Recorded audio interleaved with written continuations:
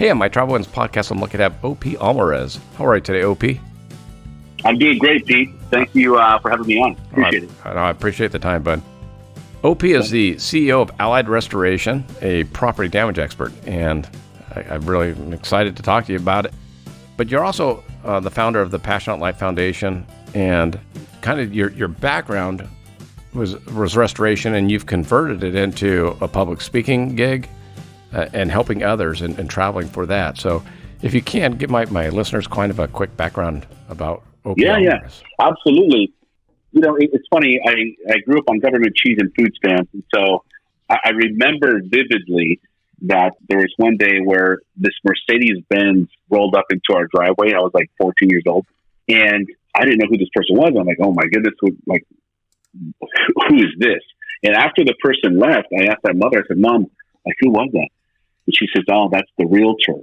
She's going to be looking for a house for us. And I said, whoa.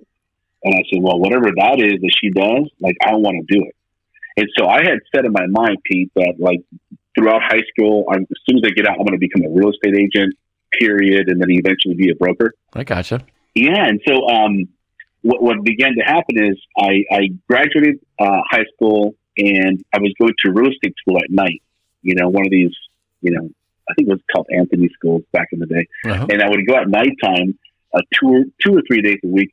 But in the meantime, during the day, I had to make some money. So I was helping out a friend as a carpet installer helper throughout the day. Yeah. And so that was some tough work there.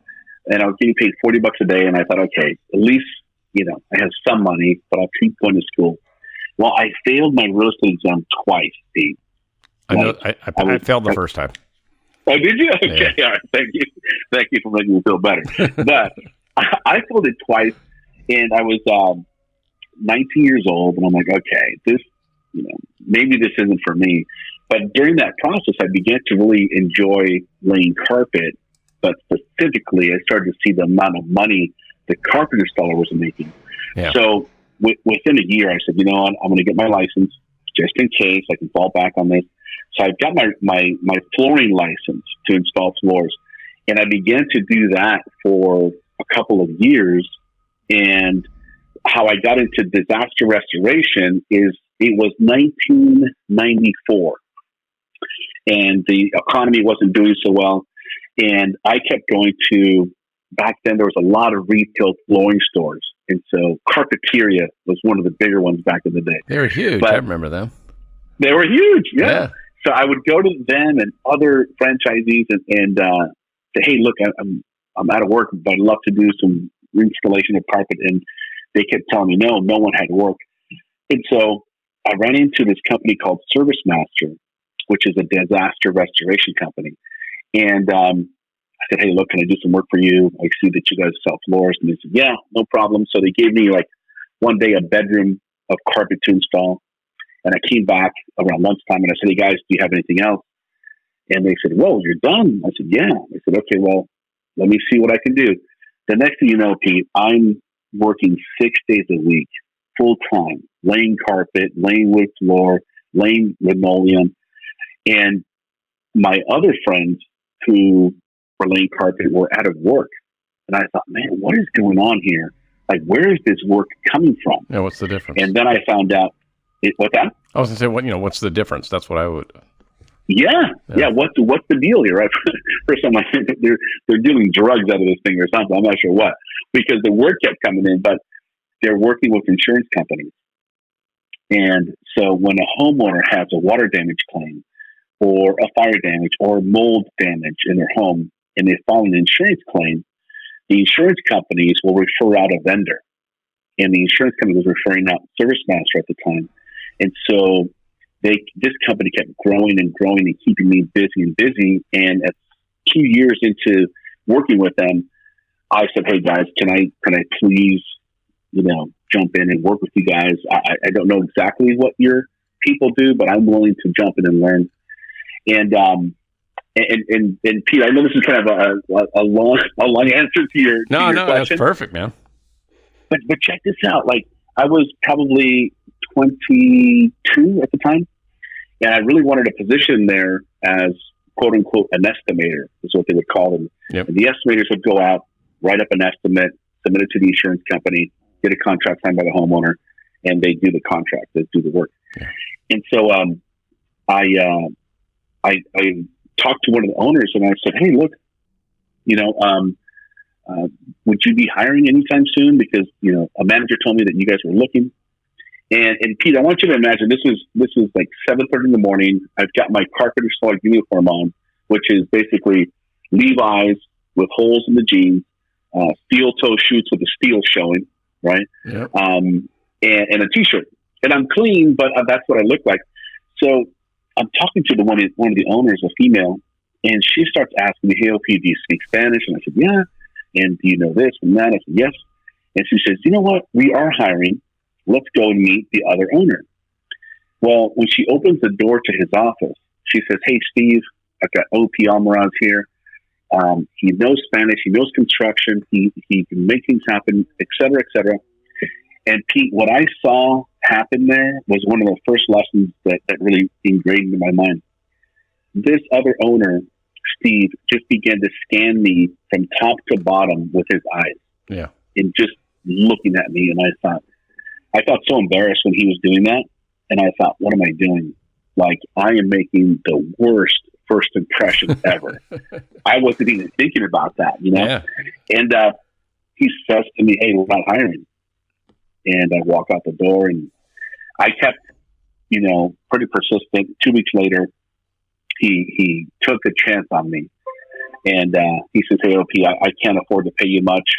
I know you're making, $4,000 a month laying carpet, but all I could offer you is $2,000 a month. And you're probably going to say no, but that's all I can give you. And Pete, I said yes to him. Yeah. I said yes to him right there and then. And he was surprised and I was surprised, but I knew at that moment, man, this is an opportunity that I have to get into. I don't know what's going to happen. All I know is that I'm going to put all of my effort and energy and strength into this position. And Pete, not too many people know this, but I went home that night after the interview and I told my wife what happened. And I've got two young daughters at the time. One that's 2 years old and one that was just a few months old. And she lost her mind. She basically was so upset with me. She says, you don't know what you're doing. Yeah. This is crazy. And how are we going to live? And I said, look, I'll work weekends and I'll work night. I'll make it happen. Pete, she literally loaded up my two daughters into the car crying. And she was about to back out to take my kids to her mother's house. Yeah. And I had to plead with her to please stay, trust me, we'll make it happen. And that was the beginning of my commitment and stake in the ground to say, I don't care what happens. I want to make this disaster restoration insurance business work for me. So that's how we began to take off. And it took a while to make it happen. But I got to tell you, it's blue collar. It's a blue collar business where you can make white collar money. And I've been blessed by it. And I would say if anyone really is okay with hard work, you can really write your own check. And that was the biggest thing for me to be able to accomplish. Yeah, it's I guess it's somewhat similar in some ways. One of the wealthiest men I've ever met, still to this day, is a hazmat cleanup guy. Oh, wow. So they do, if there's an oil spill or a company's going out of business and they've got tanks of, what do you do with all this stuff, liquids? Waste, yeah.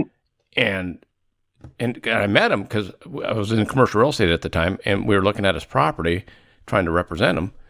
And we go into he had a warehouse space in Torrance, and we're going through the warehouse. I'm like, that's a McLaren. Oh, that's a GT40, like original GT. And I'm like, oh, this guy's like, that's a $500,000 car sitting there. Exactly. And then we started talking, and literally just his whole deal was dump trucks and the big containers. And you're like, The guy goes, I don't care how I make the money. I'm helping people. I'm getting paid well for it. I'm one of the few people that do it, and I do it the best. Boom. And it's, with what you're doing, because my background in construction was, I did a lot of the insurance deals because we had, we when there was a wildfire or even just a house fire, we'd go in, we'd have to do a quote, then they'd have to give it to the insurance company, they'd have to get approved, blah, blah, blah. So I did a bunch of that too, but not on the rest, it was just selling cabinets. So. Yeah. But you were committed, man. You had to get in. You had the wife and the kids. And yes, I didn't have a choice. And I was like, you know what? I'm not afraid of hard work. So, if this is what needs to happen, I'll make it happen. And I think you bring up a good point, for to be able to, I think that one of the biggest gratifying pieces is that I walk into a home and Mrs. Jones has her entire kitchen is wet. It's got to be removed. Maybe there's mold, and it's a huge interruption in their life. Yeah. And an insurance claim will never show up at the appropriate time, ever, ever, ever. And so the interesting thing is, when we show up to remove and dry things out, they're so happy that we're at least jumping on the scene and drying things out. Then comes the negotiation with the insurance companies. And that can drag out to be weeks. Yeah. In the meantime, Mrs. Jones is either in a hotel with her children and her family, or they're in their home with no kitchen. And you could just imagine what the stress is like. And so then when it comes time to finally get the approval and to rebuild, their stress level is so high that now you must perform even at a faster rate. And so, but the cool thing is that once you identify that there's this gap of waiting for the insurance company, this is the time to prepare for all the material selections, placing the orders, anticipating what they're going to need. And so when the green light is finally given, we go in there and serve the customer as best we possibly can. So that way, we do not overstay our welcome. And I think that's the biggest thing for us is we got to have speed and quality work simultaneously next to each other and not forego one or the other, because our goal is to have, raving fan customers. And then that's part of the way you do it is to really anticipate what they're going to need before they even say anything and deliver it. But to make some happy customers really is very rewarding, for sure. Well, let me ask you this question, because there are a lot of successful construction companies out there. But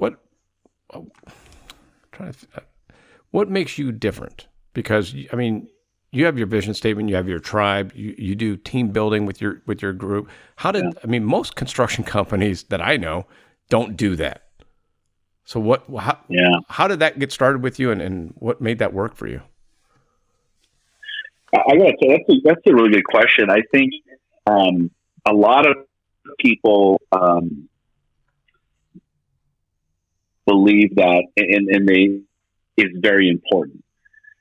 But I've lived enough with my culture to understand that culture is paramount over anything.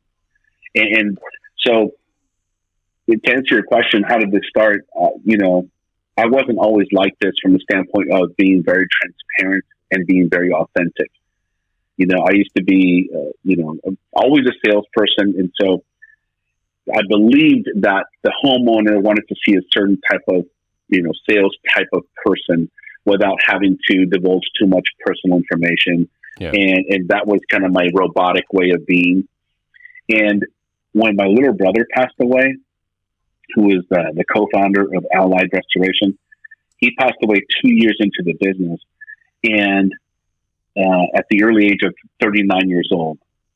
And so it hit me so hard because he was my hero. He's my younger brother, but, he was in the Navy for 11 years. He did SEER training. He was kind of a badass, but really also a loving guy. And but he was very authentic. He didn't care what anyone thought about him. He didn't give a hoot. Really quick, just to give you an example, we went to the bank to go get a loan when we first started Allied Restoration. Yep. And I said, hey, I'm going to pick you up at this time. I picked him up. I'm in a suit, Pete. Okay, I got a suit on.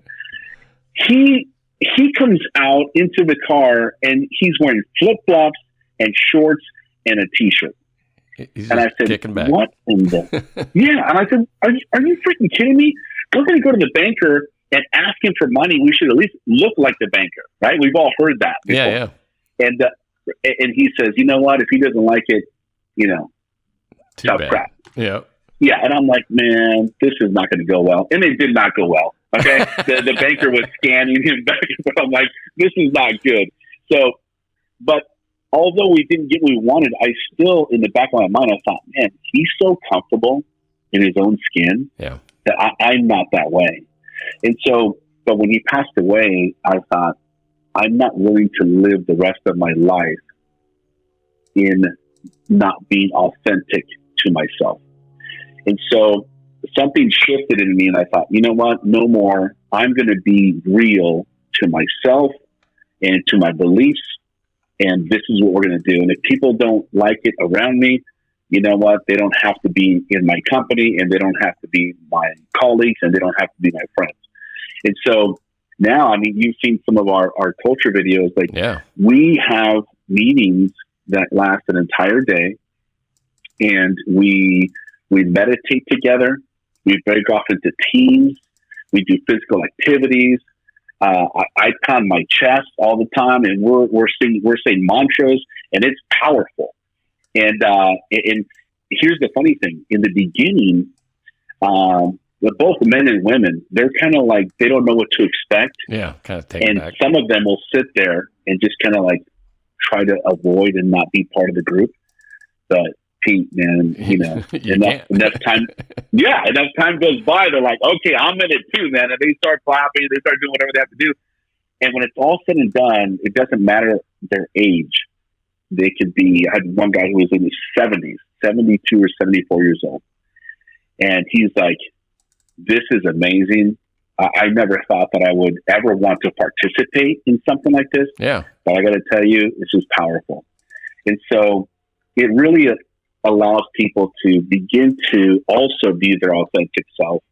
And that's the space that we provide to our company, is really to build a tribe of people that can work together, understand each other. And when we break off into teams, we actually start to tell intimate stories about our own lives. And Pete, it's really powerful because you've been working with this person for 6 months, but you never realized what she has gone through in her life. Yeah. And then you're like, whoa, we have so much in common. And then there's more empathy towards each other.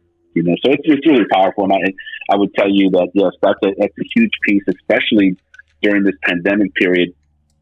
We have to make sure that we have alignment with our employees. If we don't, it could cause a lot of pain from not having alignment and not being on the same page with what we're doing. So it's really, really crucial to an operation, 100%. Did you? But I guess what? So your brother got that started, or made you more aware of it. But I know you're big into coaches. Yes. So I think a lot of business owners, especially old school people like me and you, if I own the business, you listen to me, and I know what I'm doing. And I think it's hard for a lot of people, owners, or that mindset of saying, hey, maybe I don't know what I'm doing, or maybe I do still need some help. Do you find yourself? I'm in my 50s, and I'm still learning, and I'm asking my daughter's friends, in their mid 20s, saying, "Hey, how do I do this? How do I do this? What's this? What's that?" I have no shame in it now, but I remember in my 30s and 40s, I was kind of stubborn.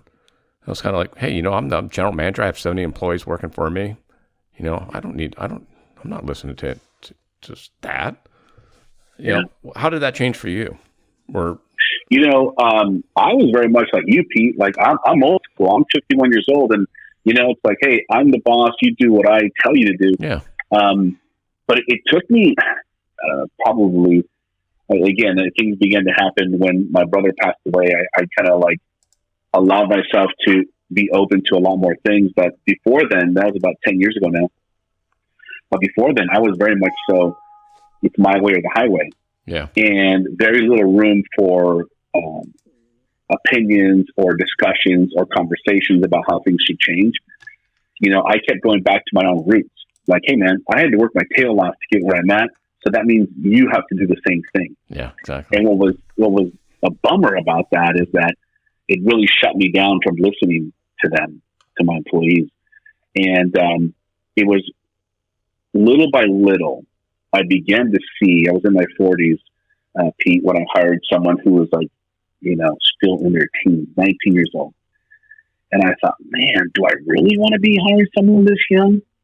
And then when I did, this person began to thrive and connect with my clients. And I thought, okay, I need to pay attention to this new generation.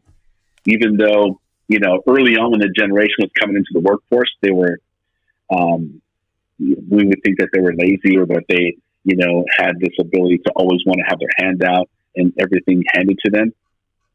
But when you find the right people that have the work ethic, then, you know, things start to make sense. But it took me a while to get there. And now I've got a team of 3 leaders on my company. We meet every single week, and these leaders are in charge of managing other people. And so I give them strategies and tools, you know, that I learned from my mentors. And the mentors are the ones also kind of letting me know you need to love your employees. And if you cannot love your employees and care for them, then maybe you have the wrong people on your team. And so my focus when we talk to other restoration companies and contractors is, look, if you want to improve your culture, which is a must, you must love everyone. And if you don't love someone, you need to dig deep and figure out why, and have a conversation to see what you can do, either to pull them into the fold or to move them out. Because one bad person could infect the entire culture. And so, you know, we do the best we can to honor ourselves by honoring everyone else who's there working alongside us. But we have to have alignment there. When that began to happen is when I was able to kind of, you know, let go of the reins and say, okay, I'm open to new suggestions. I'm open to new ideas. And that's been helpful because it's a two-way street. When the employees understand that they can come to you without fear of being fired, then you really have an open line of communication. So it was not easy, but it was something that I had to learn, and I was stubborn too, Pete. So it took me a while. It took me a while to struggle through that, but I think, you know, people our age or owners our age have to come to the realization that we have to allow new generation to feel part of our process so they can be empowered to help lead their people and our people together. Yeah, I come from the standpoint now where I go, I want to be the boss I wish I had. You know, because I like that. I worked for a guy in the cabinet industry, and he's passed away, so I don't mind saying this, but his name was, he was German. And his nickname amongst all of us, literally was the angry Nazi. And the angry Nazi. Because his literal, you can appreciate this, OP, his office was double walled and double doored because he yelled so loud it would disrupt the rest of the office space. Wow. So rather than control himself, he literally double walled and double doored his office space so people couldn't hear him scream. And so I get hired as the general manager of Southern California branch. I was a sales manager, and they promoted me to the VP of sales. Promoted me to general manager, and they go, "Hey, you got to come back and meet the boss," and because they only brought back the general managers back to Toronto, and so I'm like, okay, you know, all right. So you know, I've told my wife I'm set up. I'm going to be the general manager. Here's our income, you know, and I've already started to do the job. I go back there. We take the red eye to save money. Yeah. So I land at 6 a.m. in Toronto. Never been to Toronto before in my life. I think I was 30, 31. And we go straight. We don't go to the hotel to clean up. We go straight to the office. And I'm like, oh, okay. I'm not like, I didn't shit. I thought we were going to the hotel first. He goes, oh, no, we're going to work. Because it was like 6 a.m. And I'm like, okay, great, whatever. Go in there. First thing he says to me is, why should I hire you and make you the general manager of Southern California? And I'm like, in my head, I'm like, I thought I already had the job. And it's like, that was not the question I was expecting. Right. And we got along, and I got the job and all that. But when you hear the stories of double doors and all that and double walls, you're like, yeah. And then you go there and you see them like, oh shit, they weren't joking. Yeah. And that won't work anymore. I mean, could you imagine the lawsuits that guy would create nowadays? You're right. That won't work anymore. And I think that people in their 60s, Pete, that have businesses are so tired and ready to just call it quits. Yeah. When they have to deal with different personalities and the youth that shows up nowadays, and it's funny because the employees will start to, they know their rights. You know what I mean? So you start yelling, you start doing those things. Like you better watch out. There's a lawsuit coming your way. So it's different. It's very, very different. And I think as life, we have to evolve. And even though it doesn't feel good, deep inside, we know it's good for us. Yeah. It's like taking medicine, like, dang it, I hate it, but I know it's good for me. And then you have to just deal with it and push yourself to make it happen. And then hope that you're able to see the rainbow on the other side if you're patient enough and you give it enough time. Well, I totally agree. You've mentioned that you're now starting to go out and teach other companies, other restoration companies. Yes. So was that pre-pandemic where you were traveling out to them, or would they always fly into you? So that was pre-pandemic. I've been doing that for about 8 years now. Right. One of the, after my little brother passed away, business began to get really interesting, and it was 2010, and the economy was still doing some crazy things where people were not spending money, and so these insurance claims were coming in, and the customers would take the money, and instead of us doing the work, they would just say, "Hey, OP, thanks for the estimate. I'm going to do the work on my own because my wife just lost her job, and I need the money." And I said, "You know what? I get it. I completely understand. I would do the same thing if I were you." And so, as things began to evolve that way, I thought, "Man, we're losing market share here. What do I do?" And in talking to one of my mentors, he says, "Is there a client type that can change your life? And if there's a client type that can change your life, what does that client look like?" And, after a few minutes, I'm like, whoa, man, like the high net worth and celebrity clients, like these people, when they have claims, they don't want the money. They just want someone to do the work. Get it done. Like they're not the ones trying to put money in their pocket. They have enough of it. And so we began to focus our strategy right to the high net worth and celebrity market. And so we began to serve them and crack open the door with new marketing opportunities and new techniques that we began to use and strategies that we were able to crack that open and start to work with them specifically and begin to evolve what we're doing. And so when that began to happen, we began to get a name in our disaster restoration industry of like, oh, these guys are the ones that work with high-end homes and celebrities and all that. And so that reputation began to go out throughout the nation in our little community of disaster restoration. So people started calling me and said, "Hey, OP, man, I'm over in New York and I've got some high-end clients too. can you coach me? Can you help me?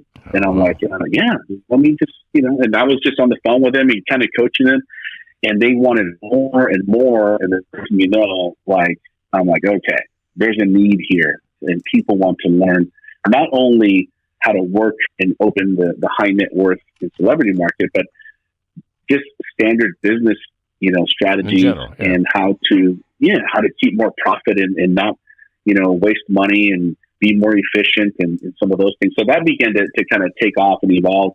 So that's kind of like the secondary business that my vice president, Tim Bauer, and I, we own that disaster restoration business called Restoration Mastery. So we own that together, and we go out and teach people how to do it.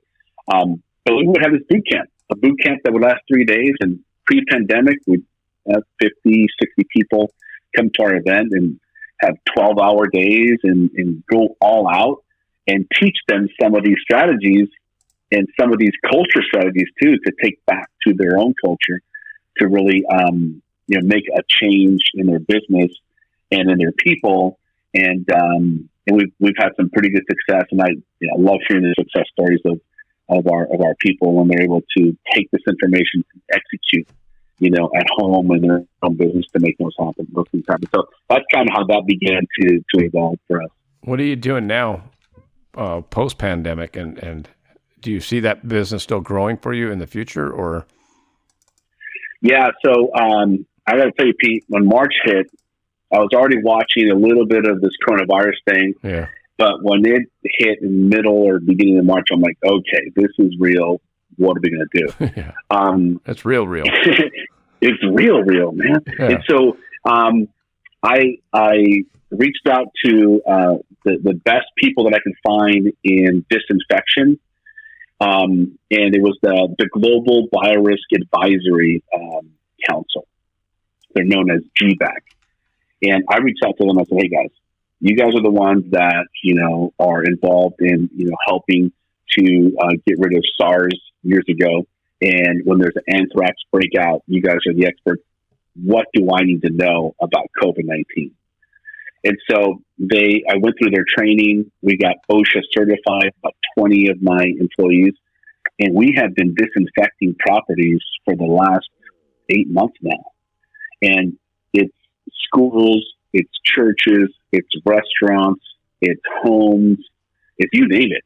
And so what's crazy is now with these spikes that we're having here in Southern California, like the phone's ringing off the hook, and people are like, hey, can you come out and take care of this? There's one, it was a celebrity who called and said, hey, it was their assistant that called. We just had a party a couple nights ago, and we got a call yesterday that one of the attendees was positive for COVID-19. And so we go in there and disinfect the whole property. And there's just a bunch of different stories of how people are impacted by this. And unfortunately, we also hear about the mother that passed away, and they're having to sell the home now because, you know what I'm saying? Like all these sad stories that come about it. But we had to really pivot and make a shift and say, okay, what are we going to do now? And this is not insurance work. Insurance companies are not paying for any of this, so now it's the end user. So it's really opened up some opportunities for us, Pete, where I get to now deal with warehouse managers, franchise restaurants now that have been calling us now. I'm able to offer different services to them. So I see it as an entirely different pillar of work that this pandemic has given us as an opportunity to be able to serve more people at a grander scale. And so, we're hiring probably 8 more people before the year's over to help us with disinfection and with duct cleaning and with HVAC work, because people are really concerned about the indoor air quality of their own home. Like they want to feel safe at home. And so we're giving them the ability to say, okay, here are the things you can do to be even more safe for your family, your friends who come visit here at home. So that was one of the biggest moves that we had to make, is really shift into COVID-19 disinfection. And what we do, I mean, the other thing that I do, I don't know if you know this, Pete, I just finished my book. We just published the book. It's actually in the middle of being published right now. I would say in the next week or so, it'll be out. And I wrote this book mainly for my customers and to give away, and basically, how to keep your home safe and how to keep it free from virus.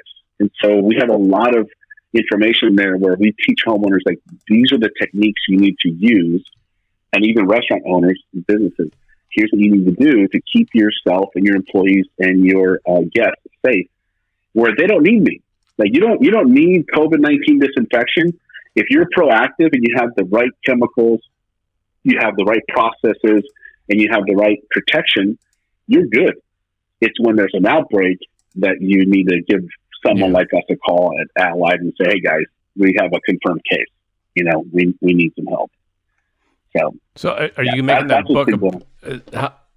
Are you going to be using that book as just a pure marketing tool, or are you going to be trying to sell it on Amazon, or what are you doing? No, it's more of a marketing tool for us. Okay. But it's going to be on Amazon for, like, I don't know, $3 out of $5. I'm not sure what it is. Yeah. I don't even know. Like, I'm not even interested in that. For me, it's more like, I want my customers, my past customers and current customers and future customers to know that, they can be safe and healthy in their own home, especially in this new normal, that we're having to create for ourselves. Can I ask you a question? Yeah, take me a few minutes. Yeah. Were you as giving in your younger years, or do you find yourself more now? As for me, I guess I'm just saying, like, I do the podcast, I make no money on it. It costs me money, but I feel like I'm sharing people's stories, like your story, and this is going to go out and reach who knows. So I feel like it's almost like your book's kind of that same way, right? I mean, you're doing the book to make other people feel better. Yeah. And I think it's a good question. To answer your question, yes, as I get older, I get more giving. Yeah. When my brother Victor passed away, it was crazy, Pete. I was looking outside my second story window of my office at the time, and it was less than a week after he passed away, and I'm seeing all the cars drive by, and I felt insulted. I'm like, you know what, man? Like, don't you guys know my brother just died? My best friend, my business partner, and my little brother, like it. And I'm thinking to myself, what do I expect? I expect the world to stop. But you almost do. There's so much pain, and you want to honor the person. And you're like, man, please let the world stop for a minute, And so I thought, the only thing that I can do is, I don't want his memory to die. And so I want to be able to create more of a legacy for him. And so I created a foundation. It's called the Passionate Life Foundation. And that was created because of his giving heart. He's the type of guy that I mentioned before, was a hardcore military, but also very loving. And there was one time, Pete, he was driving back from an appointment in Palm Springs. And, we grew up in a Christian home. And so he called me and he says, hey, man, I'm just listening to some really cool music. And, man, my heart is overwhelmed with joy. And I really want to do something for people. What should I do? And I said, brother, go feed some people right now. Go feed some homeless people. So he got his family, went to the ATM, got $300, went to a grocery store. It took a few different grocery stores to get to it, but he found one where there was a man and his son outside, and they were asking for money. He grabbed them, took them inside, and got him a shopping cart and said, fill it up with whatever you want. And at one moment, there was a little boy that was with the man. He looked at his dad and he says, hey, Dad, can I get that? And he pointed to a Frosted Flakes cereal box. Yeah. And a Frosted Flakes cereal box, even to me, I don't know about you, because for me, it was like, that was a big deal. Like, we used to get like the corn flakes with no sugar, and you got to add sugar because we couldn't afford, right, Tony the Tiger. We were talking about, my wife and I were talking about this yesterday, but go ahead. Oh, were you? Yeah, I swear to God, we were. Yeah, it's too funny. So my brother says, yeah, you can have that. He grabbed 2 boxes and he paid for them. And so when I thought about that, I thought, you know what? The foundation is going to stand for us to feed the less fortunate people.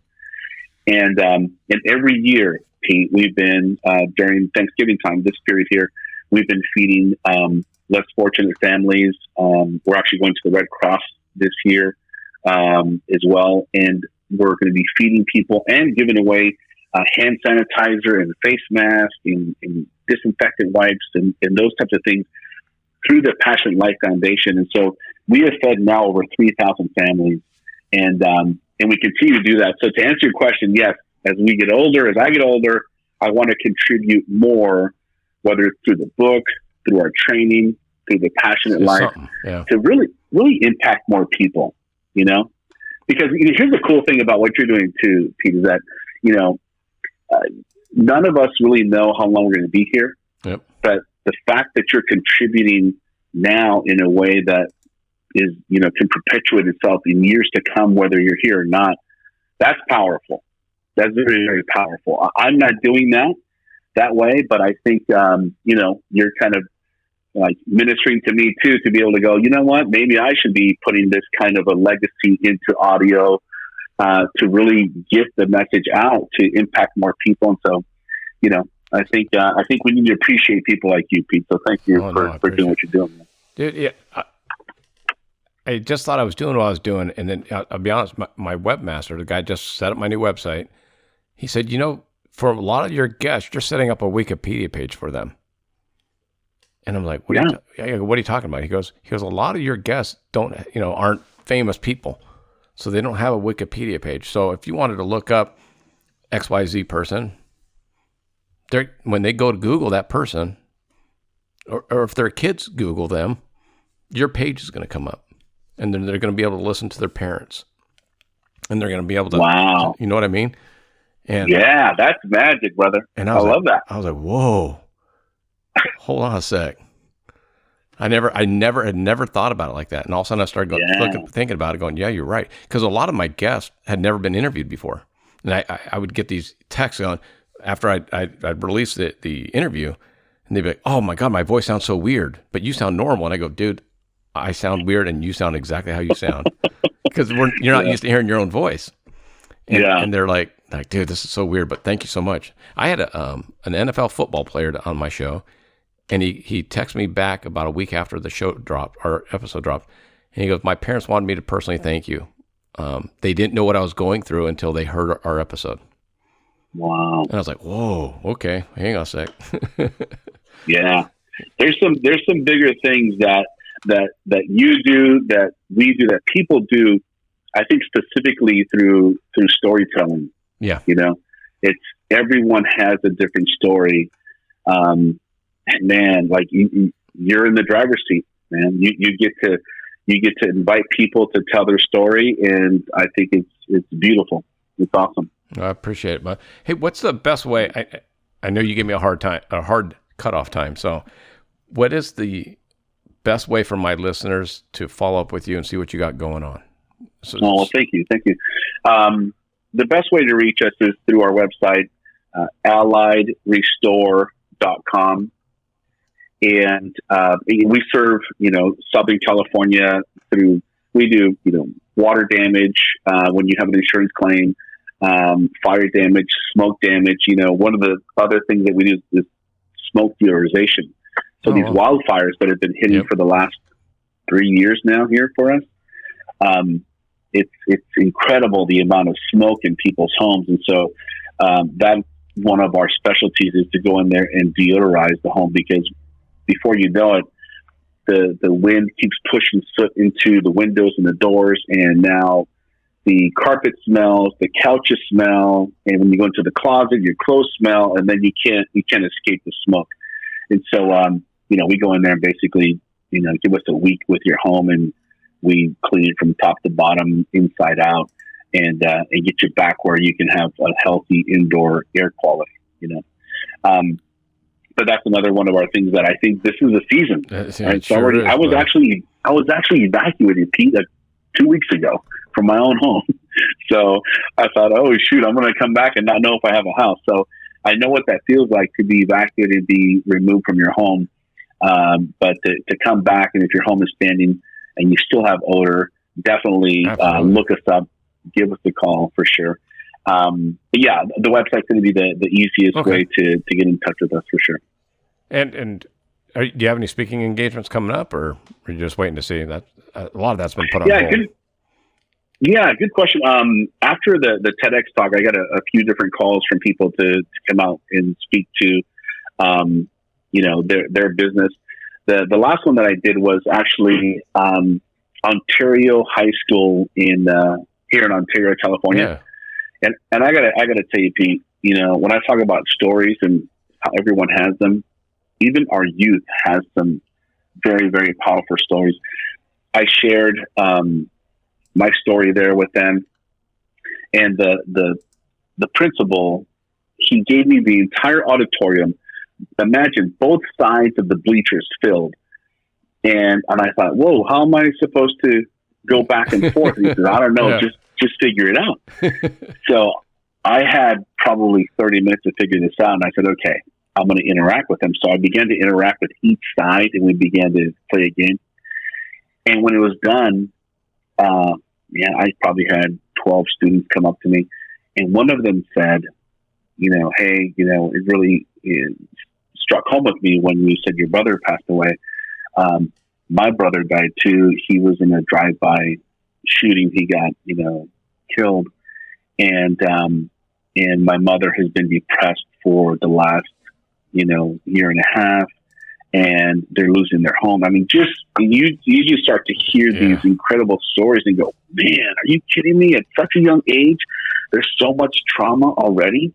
And so, speaking engagements, my heart really is for the youth, man. So sure. I really want to get back in and start to see what we can do to help the youth understand that what's happened in the past isn't necessarily going to define their future, and there's a way out, and it starts with changing our mindset. So, but yeah, when things begin to open up for us, Pete, it's going to be me back into the middle schools, into the high schools, and see what we can do to help change the youth, to make them more powerful, and to help them heal. Yeah. And that's going to be huge, especially coming out of the COVID. Yeah. I'm excited about that. Yeah. I'm excited. Again, bud, I appreciate the time. It's been awesome meeting you and talking to you, and I appreciate the extra time you gave me. So, Pete, my pleasure, my friend. Hopefully, thank you so much. I'll talk to you soon, buddy. Okay. Thanks, OP.